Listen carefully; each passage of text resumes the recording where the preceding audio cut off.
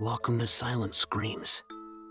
Tonight, we venture into a tale of dark rituals and unexplained horrors, a story that will chill your spine and leave you questioning what lurks in the shadows. This is the story of 1313, Mockingbird Lane in Toronto, a house with a history steeped in mystery and fear. Some call it cursed, others say it's a portal to the unknown.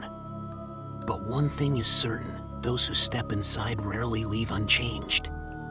So, dim the lights, settle in, and prepare yourself for the unsettling story of a house that hides more than walls and memories.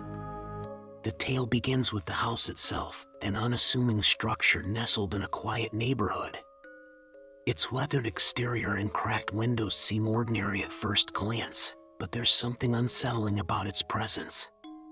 The way the shadows fall just a little too sharply against its walls, the way the air grows colder as you approach the front door, it all feels wrong, as though the house is alive and watching. Neighbors avoid looking directly at it for too long, claiming it gives them headaches or strange dreams when they do. The house was built in the late 1800s by a reclusive family known only as the Vernons. Little is known about them beyond whispers of strange behavior, nighttime gatherings, odd symbols carved into the wood of their front porch, and the faint sound of chanting that would drift through the air on moonless nights. Then, one day, they vanished.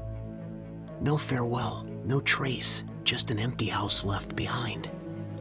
Over the years, the property passed through various owners, each one leaving sooner than expected, their reasons vague and hurried.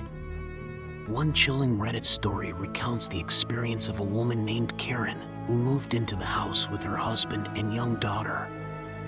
They were drawn to its low price, a bargain too good to pass up, and dismissed the warnings of locals as superstitious nonsense.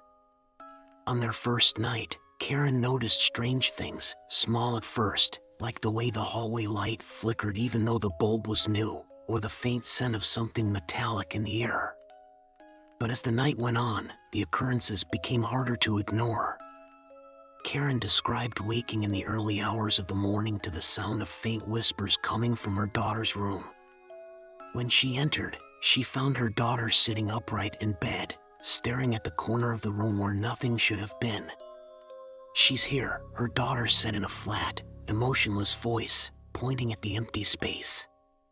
The temperature in the room was freezing, despite it being a warm summer night. Karen didn't sleep the rest of that night, and neither did her husband, who claimed to hear footsteps pacing outside their bedroom door.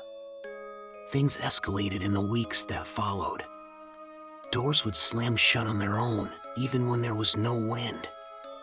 Mirrors would fog over inexplicably, revealing what looked like handprints pressed against the glass from the other side. The family began finding strange symbols drawn in the dust on their furniture, symbols that Karen later discovered matched the descriptions of ancient occult markings. Her daughter started talking about the lady more frequently, describing her as tall, with no face, and long black hair. The couple eventually called in a paranormal investigator, a man named James who had heard stories about the house for years. James arrived with his equipment, cameras, audio recorders, and a journal to document his findings. Almost immediately, he remarked on the oppressive atmosphere, the way the air felt heavy and electric. As he began his investigation, strange things started happening. His equipment malfunctioned, the batteries draining faster than they should. A deep, guttural growl was captured on his audio recorder, though no one in the house heard it at the time. James ventured into the basement, a place Karen had avoided since moving in. The basement was unfinished, its walls lined with crumbling bricks and its floor covered in dirt. At the center of the room stood an old, rusted metal box. As James approached it, the air grew colder, his breath visible in the dim light.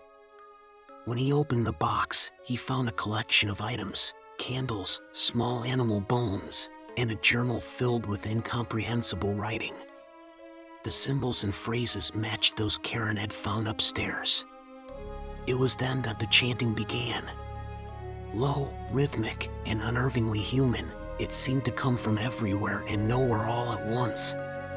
James described the sound as wrong, as though it didn't belong in this world. Panicked, he tried to leave, but the basement door wouldn't budge, as if held shut by an unseen force. Only after reciting a prayer did the door finally swing open, allowing him to escape. That night, James contacted Karen and her family, urging them to leave the house immediately. They didn't hesitate, packing what they could and driving away without looking back.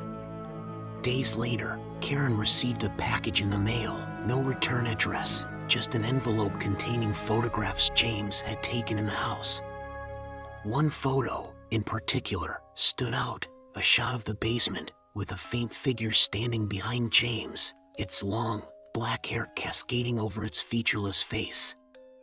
The house has stood vacant ever since, though it's said that lights can still be seen flickering inside late at night. Those who dare to walk past report hearing faint whispers, the chanting of a language they don't understand, and the feeling of being watched. Some believe the house is cursed, others think it's a portal, a gateway to something dark and ancient. Whatever the truth may be, one thing is certain: 1313, Mockingbird Lane is a place where the veil between worlds is thin, and some doors should never be opened.